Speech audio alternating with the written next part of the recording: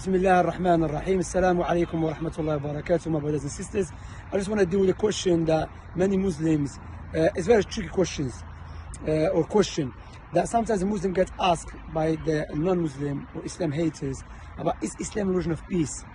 So when the Muslims say yes, then the Islam haters, they will say, okay, but you have verse in the Quran about qital, about fighting, about jihad. So sometimes some Muslims, they have to reject the verse with billah. So I said, no, that verse was just only for that time. So I'm going to give you the best way how to answer the question based upon the speech of the scholars.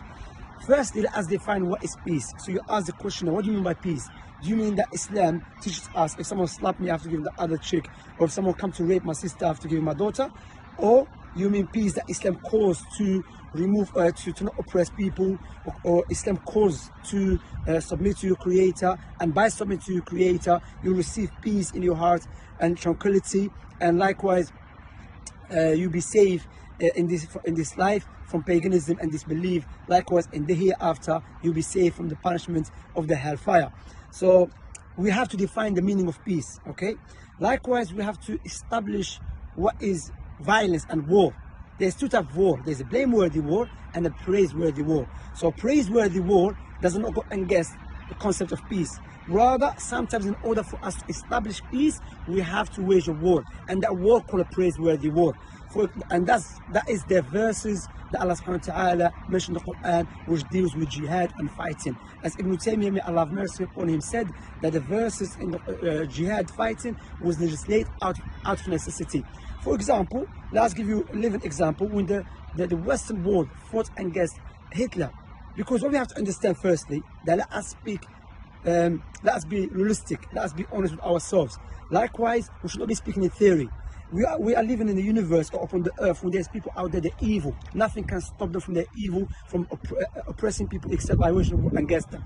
Okay? So when the Western world tried to negotiate with Hitler, they came to know the only way to stop his evil from stopping from oppressing Jewish people by fighting against him, they did so. So let us again, so the best way about asking, what do you mean by peace? Likewise, establish and explain to them that war in Islam is a praiseworthy war that Allah legislated and is out of necessity.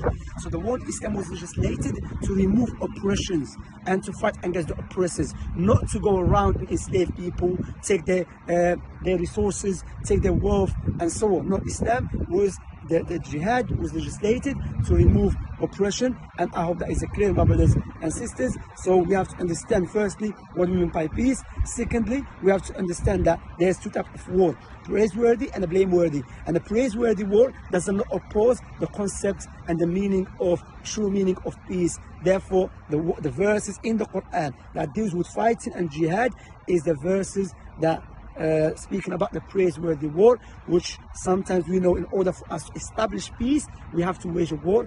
I'll give you another example. Now, many countries came together to fight against ISIS because they knew the only way to establish peace in Syria by removing its oppressors, who doesn't want to stop oppressing and killing innocent people. And again, I will finish the war in the Quran, which is the praiseworthy war. There's conditions to it. The Messenger said, in a battlefield in jihad, you should not kill no women, no innocent people, no children, and you should not even cut off trees. I hope that is clear to you, my brothers and sisters. May Allah bless you all.